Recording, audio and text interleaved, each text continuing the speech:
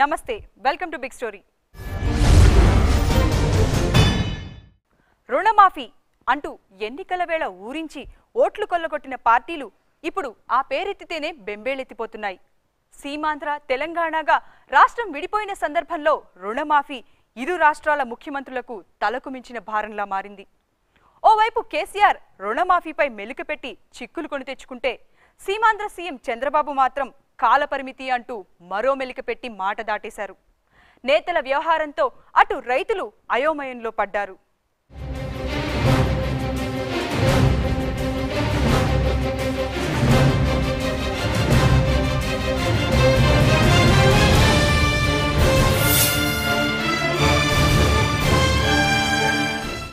రైతు రుణమాఫీ కొత్త ముఖ్యమంత్రులను బెంబేలెత్తిస్తోంది. ఖజానాకు పెద్ద ఎత్తున గండిపెట్టే రుణమాఫీ పథకంపై కేసీఆర్, చంద్రబాబు ఇరువురు ఆచితూచి అడుగులు వేస్తున్నారు. రుణమాఫీ అమలు చేయని పక్షంలో మొదటికే మోసం వచ్చే ప్రమాదం ఉందని నేతలు తరుణోపాయం కోసం ఆలోచిస్తున్నారు.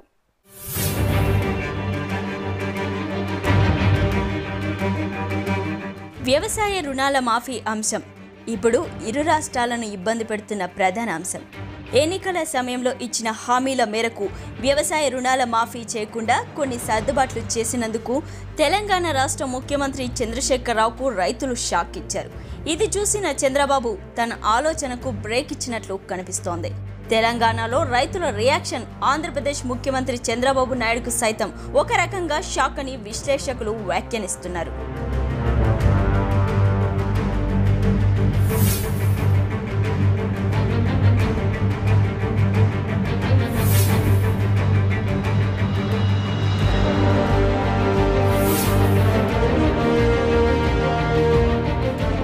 ఎన్నికల్లో లబ్ధి పొందే ఉద్దేశంతో టీఆర్ఎస్ అధ్యక్షుడు చంద్రశేఖరరావు, తెలుగుదేశం పార్టీ అధ్యక్షుడు చంద్రబాబు నాయుడు రైతులను ఆకట్టుకోవడానికి వ్యవసాయ రుణాల రద్దు హామీని ఇచ్చారు. అయితే తెలంగాణకు మాత్రమే పరిమితమైన కేసీఆర్ ₹1,00,000 వ్యవసాయ రుణాలు అన్న పరిమితిని విధించారు.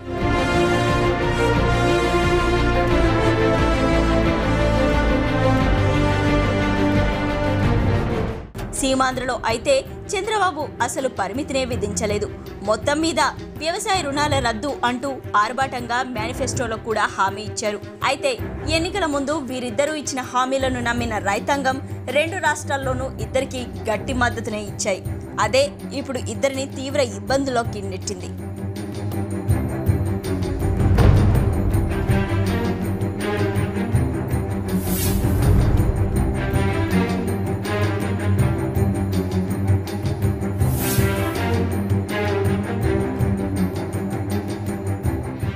అధికారంలోకి వస్తే తొలి సంతకమే వ్యవసాయ రుణాల రద్దుపై పెడతామంటూ ఇద్దరు పలుమార్లు గట్టిగా చెప్పారు. ఇద్దరు రెండు రాష్ట్రాల్లో అధికారంలోకి కూడా వచ్చారు. అయితే తెలంగాణ రాష్ట్రానికి ముఖ్యమంత్రిగా బాధ్యతలు స్వీకరించిన కేసీఆర్ వ్యవసాయ రుణాల మాఫీపై తొలి సంతకం చేశారు.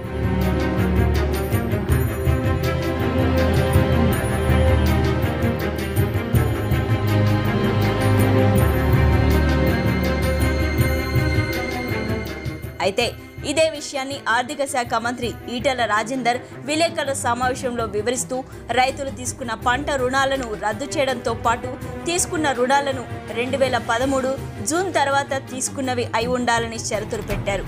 ఈ మేరకు అదే రోజు బ్యాంకర్లతో సమావేశం కూడా నిర్వహించి కేసీఆర్ ఆదేశాలు కూడా జారీ చేసినట్లు ఈటెల స్పష్టం చేశారు.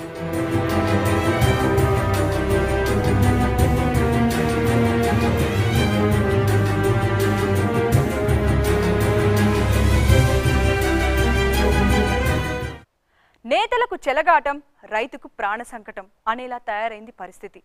రుణమాఫీ హామీతో ఓట్లు వేయించుకున్న నేతలు ఇప్పుడు రైతులకు మొండి చేయి చూపించడం అంటే వారి నిబద్ధతకు, విశ్వసనీయతకు తిలోదకాలు ఇచ్చేసినట్లే.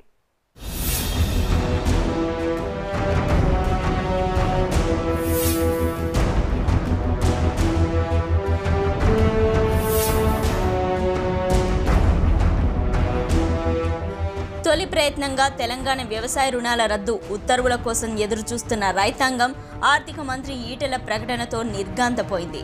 అంతే తెలంగాణ రైతాంగం బగ్గుమంది. మొత్తం 10 జిల్లాల్లో కేసీఆర్ దిష్టిబొమ్మలు తగలబెట్టడం, రాస్తారోకోలు నిర్వహించడం, కేసీఆర్కు వ్యతిరేకంగా నిరసన ర్యాలీలు జరపడం లాంటివి జరిగాయి.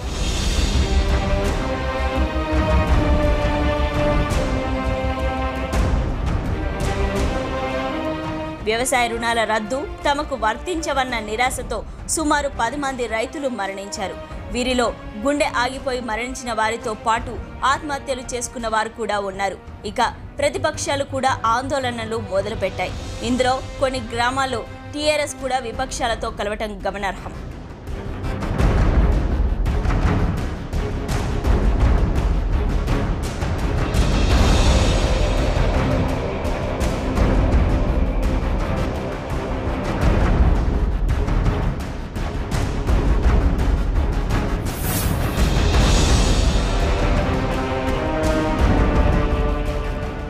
రైతుల ఉద్యమాలు, ప్రతిపక్షాల పోరాటం చూసిన తర్వాత కాస్త ఆలోచనలో పడ్డ కేసీఆర్ వ్యవసాయ రుణాల రద్దుపై ఇంకా ఏ నిర్ణయం తీసుకోలేదని, వివరాల కోసమే బ్యాంకర్లతో సమావేశమైనట్లు కేసీఆర్ పేర్కొన్నారు.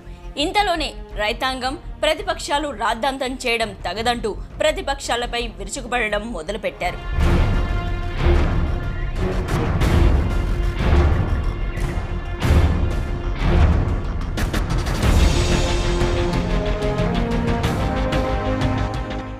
ఇక ఆర్థిక మంత్రి ఈటెల వేసిన ముందరికాల బంధం విషయానికి వస్తే, ఎన్నికల సమయంలో కేసీఆర్ వ్యవసాయ రుణాలు అన్నారే గాని ఎక్కడా పంట రుణాలని చెప్పలేదని ఈటెల స్పష్టం చేశారు. వ్యవసాయ రుణాలంటే పంటలు పండించేందుకు అవసరమైన నీటి సౌకర్యం కోసం బోరు వేసుకోవటం, విత్తనాలు, ఎరువులు, పురుగుల మందులు కొనుగోలు తదితరులన్నీ వస్తాయి. పంట రుణాలంటే కేవలం వ్యవసాయ భూమిపై పండిన పంట కోసం తీసుకున్న రుణాలు మాత్రమే వస్తాయి. అందులోనూ బంగారం తాకట్టు పెట్టి తీసుకున్న రుణాలకు కూడా వర్తించవని ఈటెల స్పష్టంగా పేర్కొన్నారు.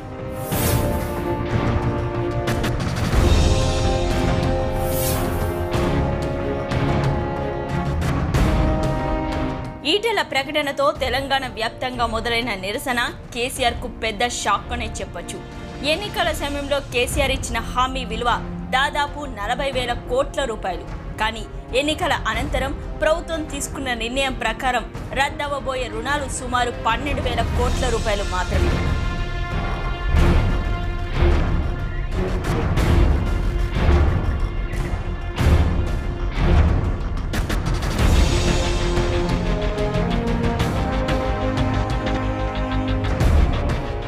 ఇంత వ్యత్యాసం ఉంది కాబట్టే ఎక్కువ మంది రైతులకు కేసీఆర్ ఇచ్చిన హామీ వర్తించే అవకాశం తక్కువ.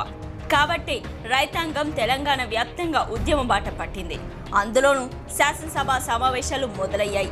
ఈ సమావేశాల్లో ప్రతిపక్షాలు ఏ విధంగా ప్రభుత్వాన్ని ఇరగటంలో పెడతాయోనని, సమస్య నుండి ఏ విధంగా బయటపడాలో తెలియక కేసీఆర్ తీవ్రంగా మదన పడుతున్నారు.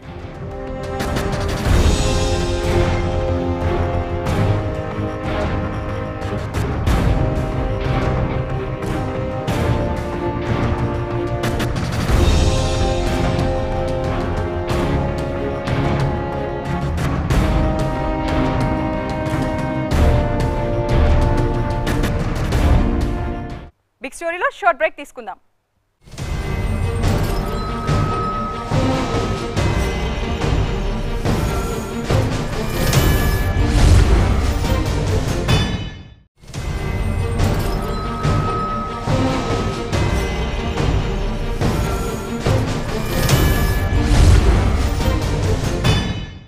Welcome back to big story. KCR పెట్టిన మడత పేచీతో సీమాంధ్రలో ముఖ్యమంత్రిగా బాధ్యతలు స్వీకరించిన చంద్రబాబు నాయుడు ఏం చేస్తారోనంటూ సీమాంధ్ర రైతాంగం ఒకంత ఆందోళనగా ఎదురుచూస్తోంది. చంద్రబాబు ఏకంగా పూర్తిగా రైతు రుణాలు మాఫీ చేస్తామని సగర్వంగా మేనిఫెస్టోలో పెట్టేశారు. కానీ సాధ్యాసాధ్యాలపై ఇప్పుడు మల్లగుల్లాలు పడుతున్నారు.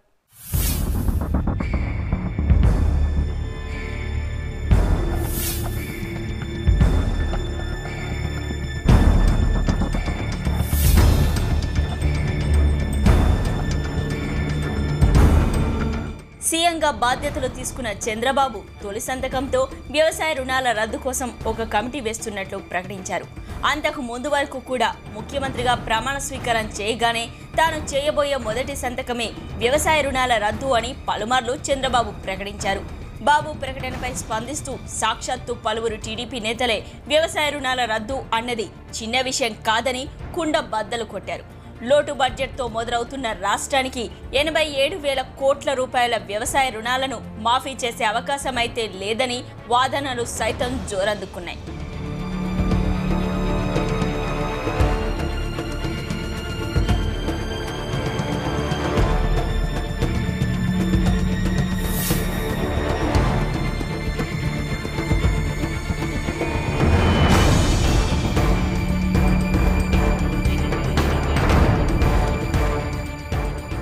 వ్యవసాయ రుణాల రద్దు ఇద్దరు ముఖ్యమంత్రులకు ఇబ్బందే.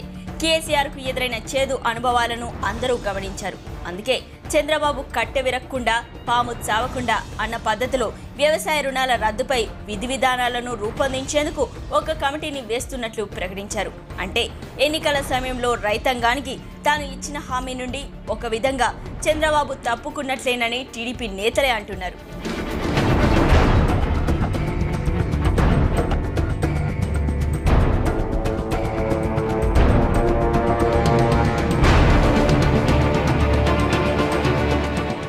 ఎన్నికల వేళ చంద్రబాబు ఇచ్చిన హామీల నుంచి తప్పుకుంటే టీడీపీకి మొదటికే మోసం ఎదురవుతుంది. సీమాంధ్ర పునర్నిర్మాణంతో పాటు రైతు రుణమాఫీలు చేయడం అంటే ప్రస్తుతం ఉన్న రాష్ట్ర ఖజానాతో అసాధ్యమనే నిపుణులు తేలుస్తున్నారు.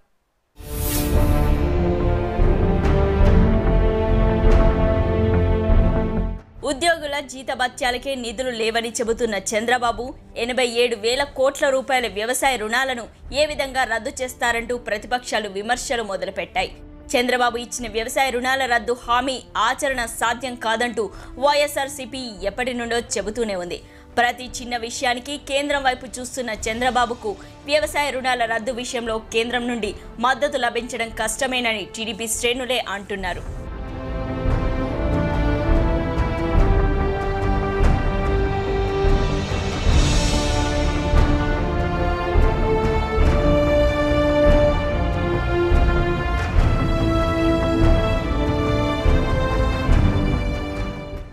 రాజధానికి నిధులు ఇచ్చి ఉద్యోగుల జీతభత్యాలకు డబ్బులిచ్చి సంక్షేమ పథకాల అమలుకు నిధులు అందించడమే కాకుండా డ్వాక్రా మహిళల రుణాల రద్దుకు కూడా కేంద్రమే నిధులు ఇవ్వాలంటే ఒక్క సీమాంధ్రకే ఎన్ని లక్షల కోట్ల రూపాయలు ఇస్తుందని బీజేపీ నేతలు ప్రశ్నిస్తున్నారు.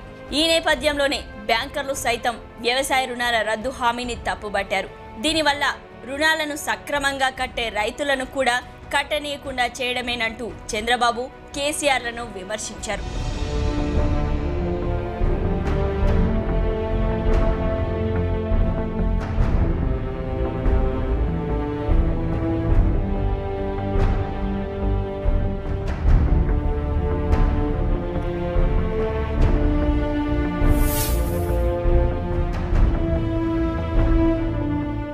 వ్యవసాయ రుణాల రద్దుపై మెలకపెట్టిన కేసీఆర్కు ఎదురైన అనుభవాన్ని గమనించిన చంద్రబాబు కాస్త జాగ్రత్త పడి రద్దు విషయమై ఒక కమిటీ నియమిస్తున్నట్లు ప్రకటించి తాత్కాలికంగా మాత్రమే తప్పించుకున్నారని పలువురు అంటున్నారు.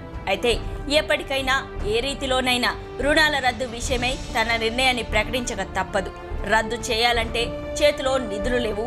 రద్దు విషయంలో కేసీఆర్ లాగా ఏవైనా షరతులు పెడితే రైతాంగం రోడ్డెక్కే ప్రమాదం ఉంది. మరి చంద్రబాబు 45 రోజుల తర్వాత ఏం చేస్తారోనని అందరూ ఎదురు చూస్తున్నారు.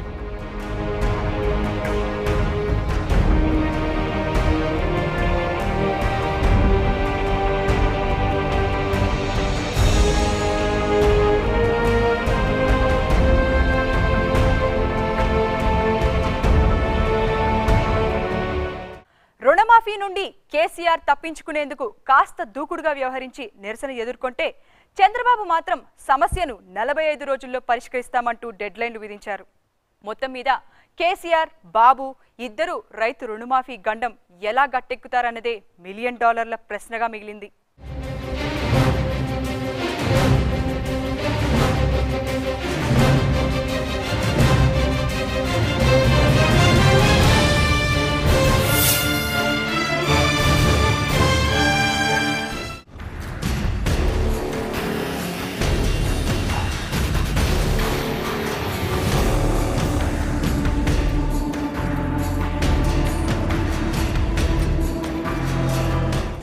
అనుకున్నంత పని అయింది. సీమాంధ్ర ఆశలపై కేంద్రం నీళ్లు చల్లింది.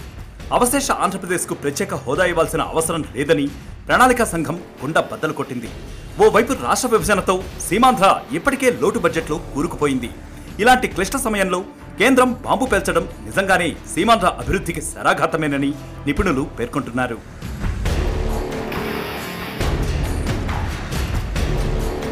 సీమాంధ్రగా పిలుచుకునే ఆంధ్రప్రదేశ్ రాష్ట్రానికి అదనపు కేంద్ర ఆర్థిక సహాయాన్ని సమకూర్చే ప్రత్యేక ప్రతిపత్తి రాష్ట్ర హోదాను కల్పించడానికి ప్రస్తుత నిబంధనలు అనుమతించబోవని ప్రణాళికా సంఘం స్పష్టం చేసింది.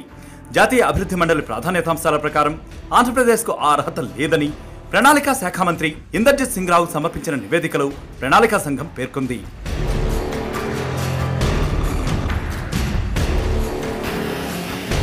ఆంధ్రప్రదేశ్కు 5 ఏళ్ల పాటు ప్రత్యేక ప్రతిపత్తి రాష్ట్ర హోదాను కల్పించాలని మాజీ ప్రధాని మన్మోహన్ సింగ్ అధ్యక్షతన మార్చి 2వ తేదీన జరిగిన కేంద్ర కేబినెట్ ప్రణాళికా సంఘాన్ని ఆదేశించిన నేపథ్యంలో ప్రణాళికా సంఘం ఈ నిర్ణయం తీసుకోవడం ప్రాధాన్యతను సంతరించుకుంది. సీమాంధ్రకు 5 ఏళ్ల పాటు ప్రత్యేక ప్రతిపత్తి రాష్ట్ర హోదాను కల్పిస్తామంటూ మన్మోహన్ సింగ్ ఫిబ్రవరి 21వ తేదీన రాజ్యసభలో కూడా ప్రకటించారు.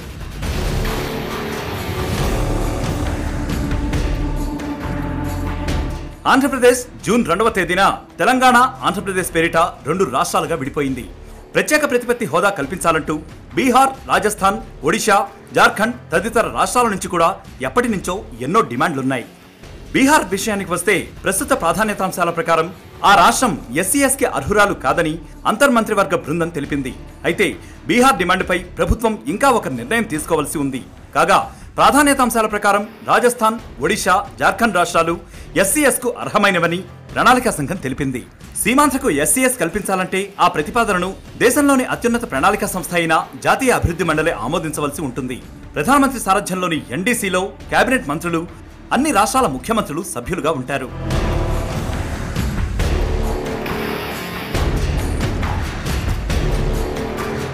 గాడ్గిల్, ముఖర్జీ ఫార్ములా ప్రకారం రాష్ట్ర ప్రణాళికలకు కేంద్ర సహాయం వికేంద్రీకరించాలంటే ప్రత్యేక ప్రతిపత్తి హోదా కలిగిన రాష్ట్రాలకు మొత్తం నిధుల్లో 30% కేటాయించవలసి ఉంటుంది.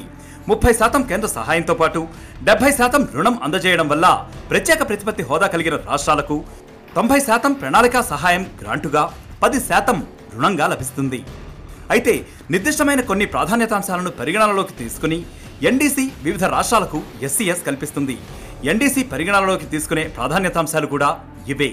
పర్వత ప్రాంతాలు, ఆ ప్రాంతాలకు చేరుకోవాలంటే చాలా ఇబ్బందులు ఉండటం, తక్కువ జనాభా సాంద్రత లేదా గిరిజన జనాభా అధికంగా ఉండటం, పొరుగు దేశాలకు సరిహద్దుల్లో ఉన్న కీలక ప్రాంతాలు, ఆర్థిక మౌలిక సౌకర్యాల వెనుకబాటుతనం, రాష్ట్ర ఆర్థిక వనరులు సమకూరడంలో ఇబ్బందులు వంటివి.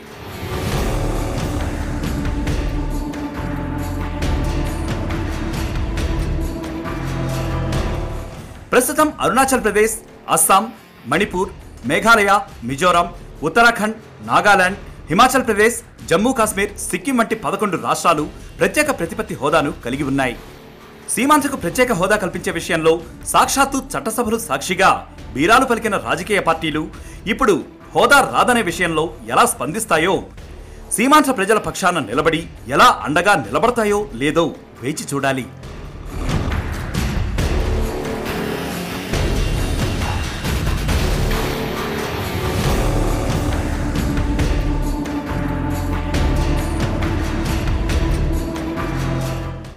ఇది ఇవాల్టి బిగ్ స్టోరీ. తిరిగి మరో అంశంతో మళ్ళీ కలుద్దాం. Keep watching 99 TV.